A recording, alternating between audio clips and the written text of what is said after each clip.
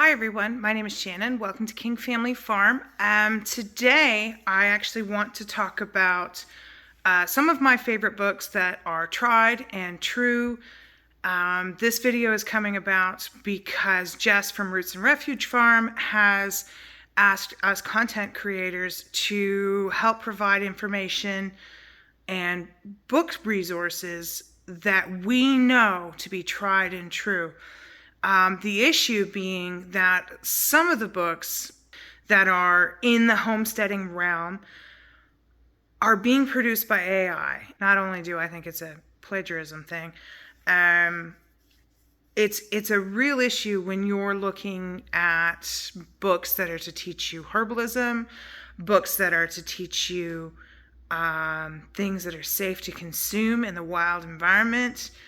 And if you have zero experience in homesteading, in farming, in foraging, and even just basic cooking skills, and you just go and buy a book off the internet, it's hard to trust now that that book is actually accurate. So Jess has asked us content creators to put together videos like this. And so I'm going to start with some of my favorite books. I'm absolutely going to list them down below in the comments with Amazon links. I don't always buy my books on Amazon, but I understand why people do. The closest bookstore to me that I'm aware of that's like a Chapters is Fredericton, and that's 2 hours away. So for me to buy a book on a subject, I'm only going off other people's recommendations to buy it, and I have to buy it on Amazon because that's what's available to me. It's really important to do your research to figure out where they're getting their information from.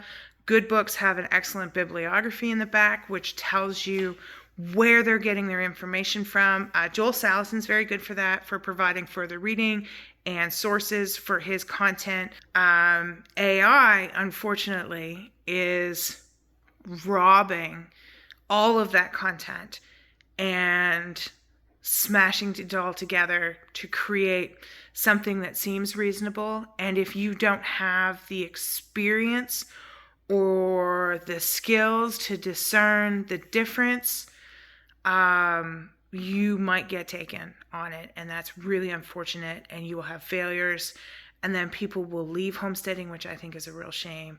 Or they say, I can't cook, I followed a recipe and I can't cook, and it's probably because that recipe is junk. That's also come about, it's become a real problem with what looks like legit blog posts, and then the recipes are junk and they can't figure it out. And there are ways to kind of see whether that's real or not. Really long, convoluted language in ways that we just don't speak to each other. Repetitive information is probably not a good book or blog post. That's a little bit of an introduction about what we're doing here. I'm just going to go through my favorite books. I'm going to try and break it into subjects, and then what I'll do is I will put the time breaks down below, so you'll be able to, if you're not interested in foraging or you're not interested in chickens, but I mean, who's not interested in chickens? You can just skip to the next part that is pertinent to information you're looking for. So I hope you enjoy this. I love books. I went to university when we were still using card catalogs, and I love the smell of a book. So I hope you enjoy this collection. So I think I'm actually going to start with some cookbooks, because I think that if you want to learn homesteading skills, the place to start is in the kitchen, because once you get to your homestead or you're already there, you're probably growing ingredients and you have no idea what to do with them. And that's okay. We all have to learn. Even sometimes I'm like, I got all this food and I don't know what to do with it. But it's the other reason I keep cookbooks, is because sometimes I just need a little inspiration. And I love to just flip through a really good color cookbook. Lots of color photos. I think it's great. It works for me. So I'm going to start with this book. It's called Nourishing Traditions, and it is by Sally Fallon with Mary G. Enig, and I'm probably saying it wrong. I'm sorry, Mary. This is like the Bible of nutrition. It is a great book. Lots of homesteaders have this one. I know Jess has this one. If you are struggling with some dietary issues, this is a worthwhile read, but it really slaps in the face of modern nutrition thought. So if you are having health issues and you would like to learn a little bit more about nutrition that is traditional, that kept us going for thousands of years, this is it. Let's look at a couple other cookbooks. I got my books laid out all over the floor because there's got way too many of them. So this is actually my collection of cookbooks. And I think it's really important that if you find a recipe that works online, print it out. And this is something that Jess was talking about. And I've kind of noticed the recipes online are a little sketchy sometimes. So if you find a recipe that works and you like it, I recommend printing it out, because what's happening is AI is taking content from the internet and it's like it's stirring it up in a bowl and spitting out a new blog, and it's not really accurate. So the recipe might not be good. So I highly recommend printing out recipes that you use regularly, writing them out. I like to keep a bit of a diary of cooking. So when I'm experimenting and I'm trying new recipes, I like to jot down my adjustments to that recipe, so I'm not guessing when I finally hit the perfect one. I know what that information is. My mother gave this to me when I was a teenager, but you could just use a regular 3-ring binder. Go to the dollar store, get a 3-ring binder, make a fancy cover for it out of newspaper clippings and magazines and whatever, and you can have a nice recipe book. So this is a book that I grew up with. It was my mom's. Mom had a copy of this. This is the Better Homes and Gardens new cookbook. This is a reprint of a 1953 edition. Not only does it have basic cooking recipes in it, but it also has nutrition information that is kind of like wartime, post-wartime nutrition information. So they're still using fat. They're still cooking with some lard, although shortening has made a real appearance in this particular book. But you can replace the shortening without too many issues. But it has some really interesting recipes in it. My favorite rhubarb cream pie recipe is in this.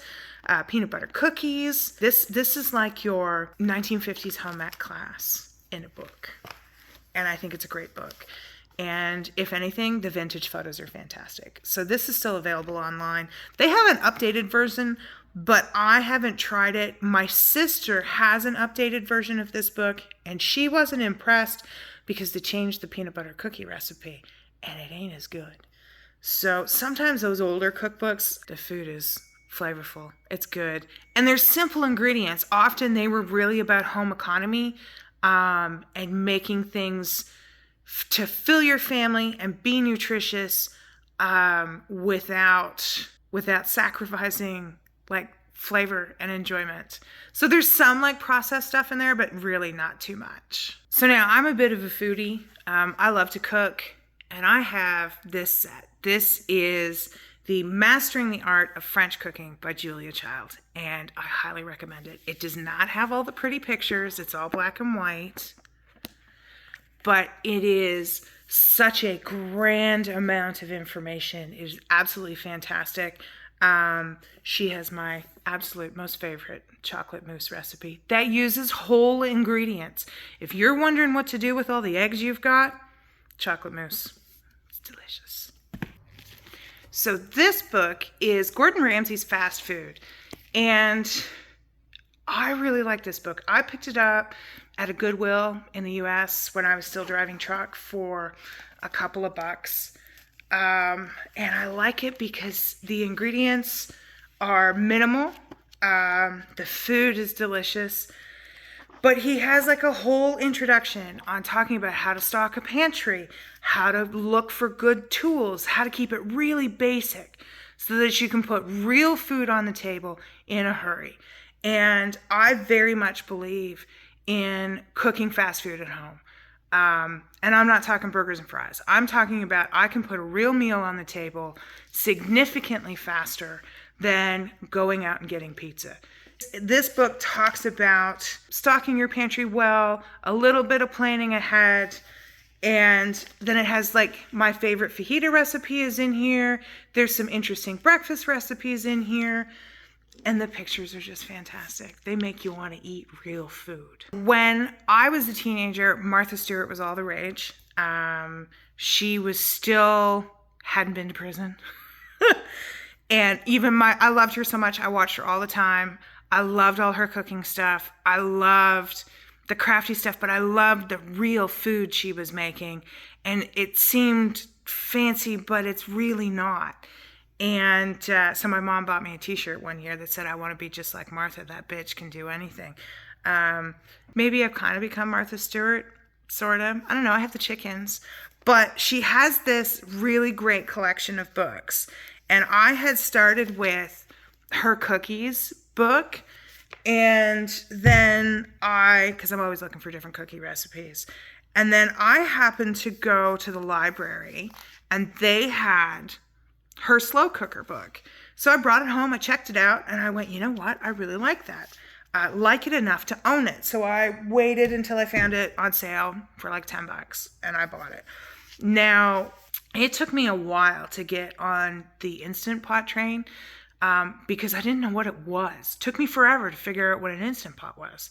And then when I realized that it was just a pressure cooker, I was like, I don't understand why this is such a fad. Because I own 2 of them. I own pressure canners, right? But it turns out Instant Pot is basically just a rebranding. So Martha Stewart has also a pressure cooker book that I paid $10 for, and Pies and Tarts. Most of these books are available at your local library. I highly recommend checking out your library. You don't have to own all of them.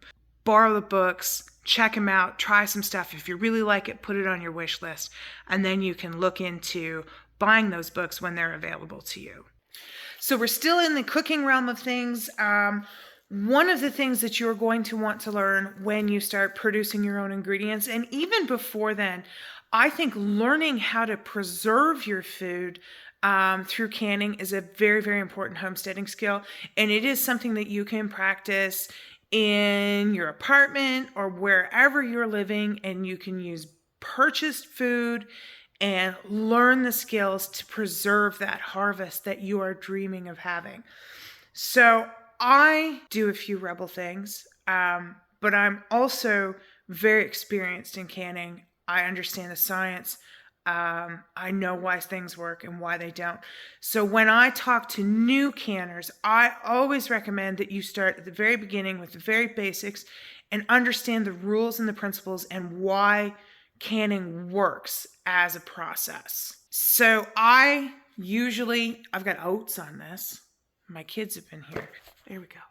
So this is the complete guide to home canning. This is available online through the USDA.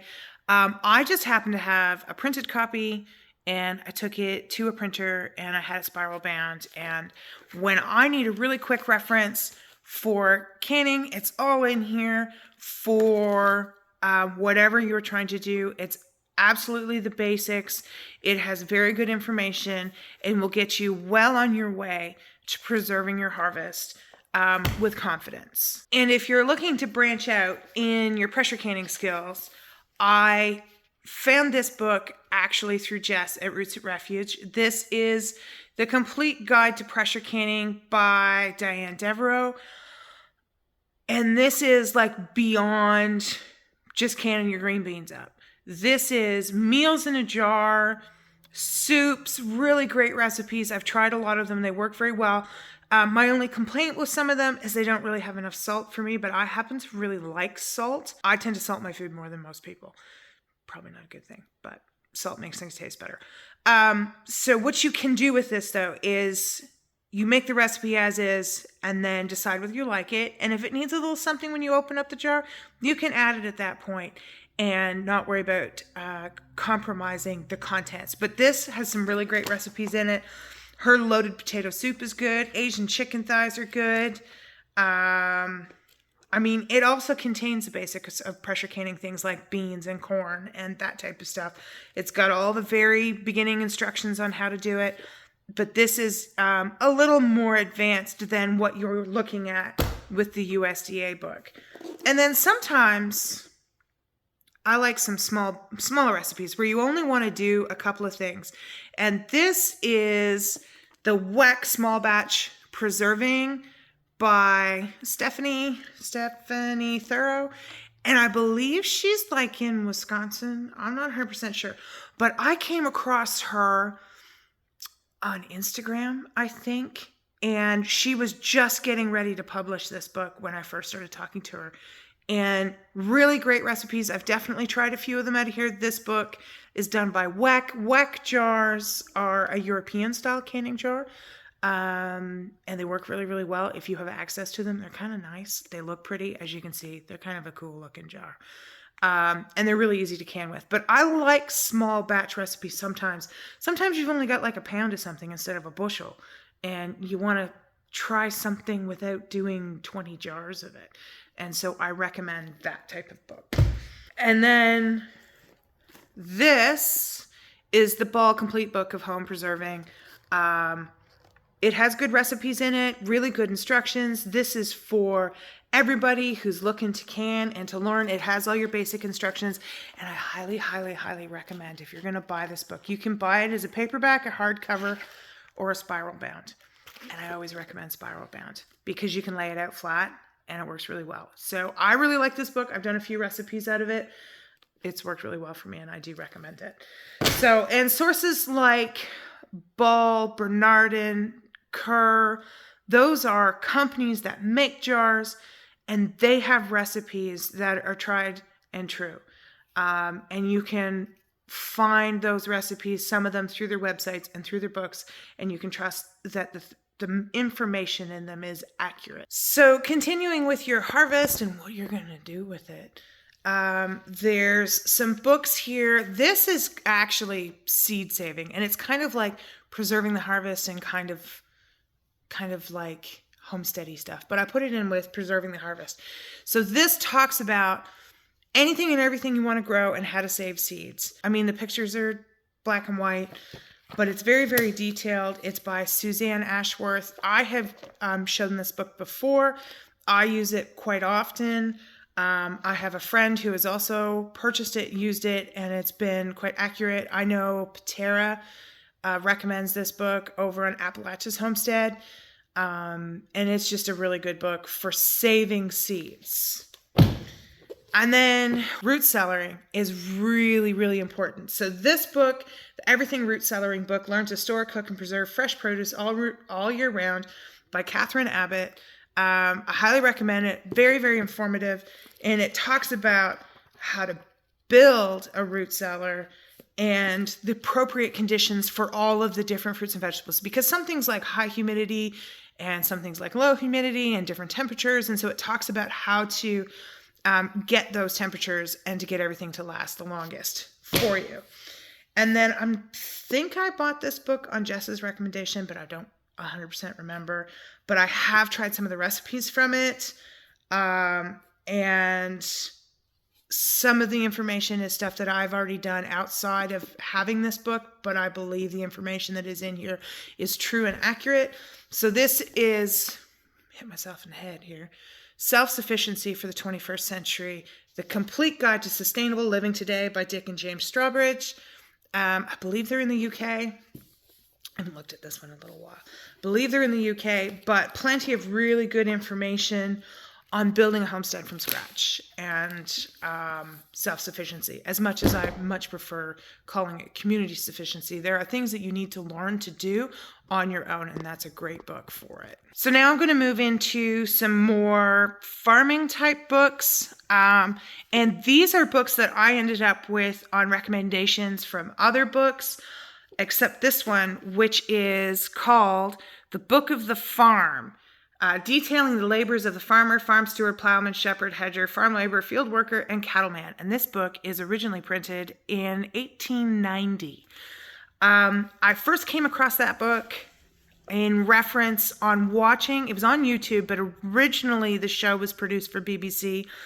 It's Ruth Goodman, and I can't remember, Peter and Stephen, I think, are the other two historians, and they did a series of Well, they did multiple series on farms in different centuries, and this one was used on the Edwardian farm fairly consistently, and it was printed multiple times with updated information. But if you are looking to do stuff old school, this is your book. And then there's this one, Grass Productivity by Andre Voisin. It's an older book, and this is all about if you want to pasture animals, this is your book. This book was recommended through Joel Salatin's books, so Grass Productivity. And the other one that he recommended, and I found it on Amazon, I don't know if it's still available. Sometimes it's kind of hit and miss, but this is Fertility Farming by Newman Turner. And so this is like farming 1940s, 1950. So this is about soil, raising good soil. And I've thumbed through this. I haven't fully read it. Very interesting stuff, but this is actually a very good book. And then I'm a market grower. I have a subscription to Growing for Market. If you don't have a subscription and you're interested in modern articles, modern farming, and that kind of stuff, they actually have a podcast, which is really good. So it's Growing for Market. I get these every month, and I have binders full of them. I'm still a print girl. I like print. I like books. It's a thing for me. So, but this is some more modern type stuff, really interesting stuff. And a lot of it is very small scale. So I do think that that's worthwhile looking through. If you get the chance, maybe your library gets this. If your library doesn't get this, ask for it. They might bring it in for you. So that's absolutely worth bringing in. Another book that I have The Flower Farmer by Lynn Basinski, and she is the original editor for Growing for Market. So anything by Lynn Basinski, I'm interested in reading. She has put out a book, revised and expanded edition, but this is Market Farming Success. I think that if you want to get into any form of market farming, her books are really detailed, and her books come from years of experience of market farming with her husband. And so her books are very detailed in where to start, how to market everything, how to grow it, how to market it, everything. Really good stuff. So when I first started growing, just for us, I didn't plan on being a farmer. I just wanted to grow good food for my kids, and here we are. So, but one of the first authors I really came across that appeared to be in the know was Eliot Coleman. And so this is the new organic grower. As you can see, it's pretty faded. It's very dog-eared. I've used it a lot. I have updated versions, but I keep going back to the original, and I really like it.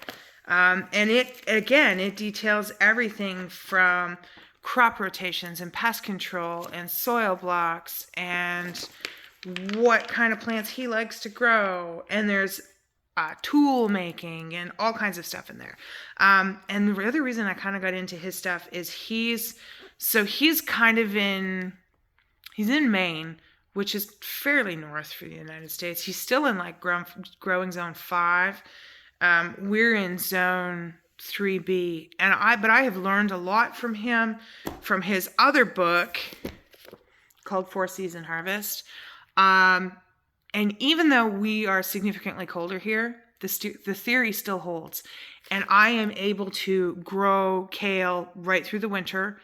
It takes an extra layer of covering than he talks about. But he lays out the whole principles. He talks about it's all black and white. But he talks about when to plant, and how to figure it out for your growing zone. Really good information. And then this is more for commercial growers, which is the Winter Harvest Handbook. And I highly recommend it. It's very detailed information on tools and growing through the winter in the north. So I highly recommend his books. Anything by Eliot Coleman. The other thing I always look for and his books are published by them. See this? It says Chelsea Green Publishing, and I am pretty sure when we get into Joel Salatin's books, they're also published there. So Chelsea Green publishes the Winter Harvest Handbook. I would say, Chelsea Green Publishing is also on this Market Gardening Success book. They are reliable publishers of very good books. So if you can find a book there that is published by Chelsea Green, I recommend it. This, Vegetables Love Flowers, this is about companion planting. And it was written by Lisa Mason Ziegler from the Gardener's Workshop. She has great resources on gardening. She is a flower farmer, first and foremost, but she is a fabulous educator. If you have the chance to watch her videos, if you have the chance to take one of her courses, I recommend it. She knows her stuff. So she's in Virginia. Oh, where in Virginia? It's totally left me. So, and then I kind of got into flower farming because I have a very small area to work with, and the highest dollar crop, legal crop at the time that you could grow was flowers per acre. So that's what I got into. So I had started with Lynn Basinski's book, The Flower Farmer. I found Lisa Mason Ziegler. I've taken her courses. I think they're great. I'll link her stuff down below. But I also followed a lot of stuff by Florette. And one of the books she recommended was this one, which is How to Grow More Vegetables and Fruits, Nuts, Berries, Grains, and Other Crops than you ever thought possible on less land with less water than you can imagine. And it is amazing. This book is the reason that I plant things on the diagonal. I get way more in my beds than I would get anywhere else. It talks about high quality compost. It talks about how long to water your plants and how much water do they really need. Because water is an issue. And here we drowned this summer. There's so much water. I'm surprised everything didn't just give up and die from blight. But other years, like 2020 was so dry, we just couldn't irrigate. And this book talks about how to deal with that, how to build your soil so it's less of an issue. And I think that's really important. So we've done kind of gardening, cooking, some farming stuff. This is if you're looking to move more into the business side. And so this is Joel Salatin book, which is Your Successful Farm Business, distributed in the USA by Chelsea Green. And I haven't been to White River Junction in a long time. I did when I was a trucker. But anyways, that's this one here. And it talks about production, profit, and pleasure. And if you are going to sell anything off your farm, you need to understand how to price that item so you're not going under. I mean, I farm for a living. It is my job. And it's very important that I understand my inputs and output and how they relate to each other so that not only am I paying myself a fair wage, but we're hitting a fair market price. But yeah, I can't work for free, right? So that's what this book is about. And it's about being successful, streamlining things, running on a shoestring. And then we have this one, which is the first book of Joel Salatin's that I bought, which is Pastured Poultry Profits. And again, distributed by Chelsea Green Publishing. It's all in black and white. It's a little bit updated from his original one with more information.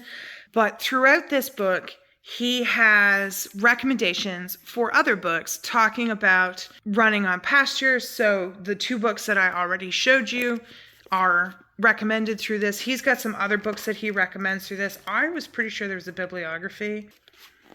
So here he's got information, and it's periodicals that you can look at that have more information on raising pastured poultry. They're a real easy reading style. It's like he's sitting beside you and having a conversation. They really are easy to get through.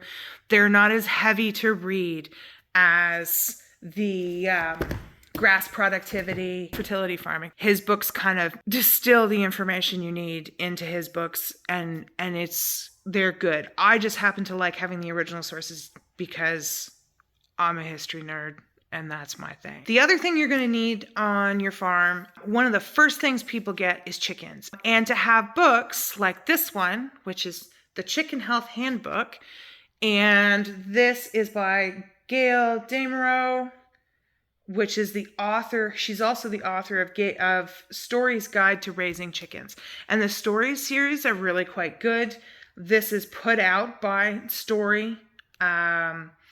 She's written 17 books, including Stories Guide to Raising Chickens, Hatching and Brooding Your Own Chicks, and the Chicken Encyclopedia.